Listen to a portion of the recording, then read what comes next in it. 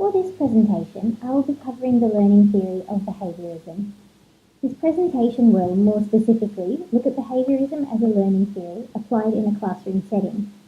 I will be covering my personal beliefs on behaviourism as a learning theory, as well as the main features of behaviourism, the strengths and limitations of behaviourism, and how I might apply this learning theory in the classroom myself.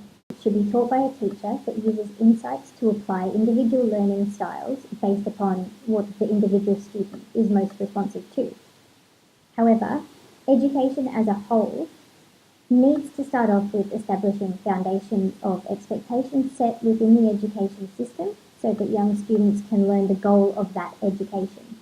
Using behaviourism is a good way of achieving this outcome of a stimulus leading to a response. The major features of behaviourism as a learning theory are positive reinforcement, negative reinforcement, positive punishment, and negative punishment.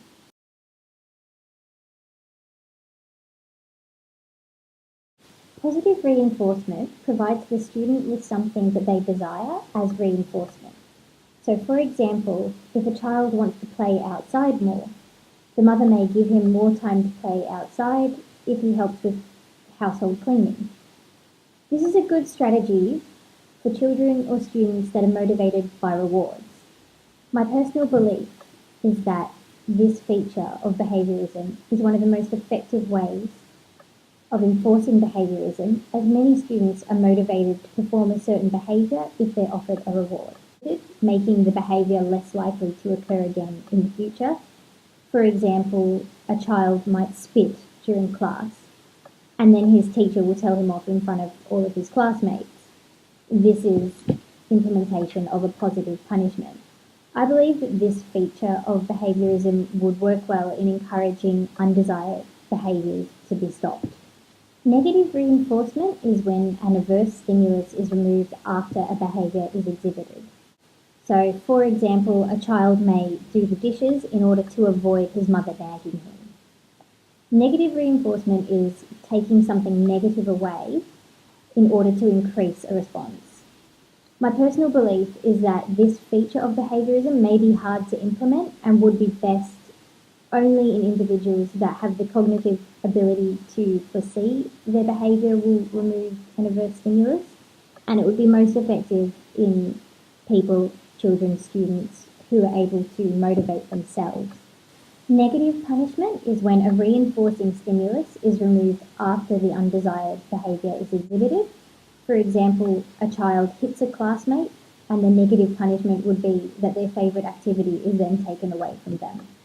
When looking at the strengths and limitations of behaviourism as a learning theory, it's important to note that it is most successful when a correct or desired response is easily defined and it focuses on objectively observable and quantifiable occurrences. Strengths of this learning theory are that students can be conditioned to produce certain responses to stimuli through reinforcement. Over time, this causes learning to occur, resulting in changed or new behaviours.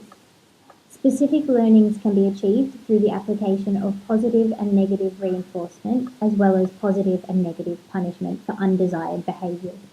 Some of the limitations of behaviourism is that it doesn't encourage creativity or abstract thinking.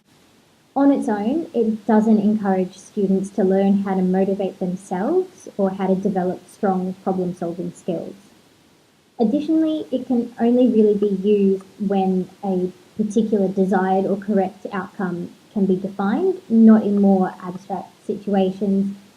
Additionally, it's hard to be tailored to each student, and not all students will necessarily react the same. So that is one limitation of it as well.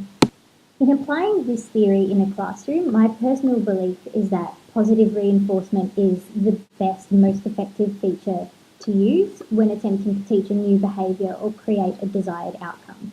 For example, this could be used when wanting students to work quietly without talking. In this situation, the teacher could instruct students to work quietly for half an hour and they'll be given additional time for an activity that they enjoy. I believe that this strategy is useful for creating new learning and new behaviours. Additionally, I would use positive punishment as a strategy in behaviourism to stop undesired behaviour. So, for example, if a student was behaving in a disruptive manner, they could be reprimanded in front of their peers. This adverse consequence would encourage the behaviour to cease. If this feature of behaviourism didn't work in a particular circumstance, then I would implement negative punishment to discourage a behaviour. However, it would be my personal belief and personal preference to use positive punishment first before attempting to use negative punishment to discourage a behaviour. An aspect of behaviourism that I would avoid using would be negative reinforcement. This would be because I believe it would be more challenging to implement, particularly to a group of students or a group of children, and I believe that it would also require more self-motivation from the individual students, making it less effective.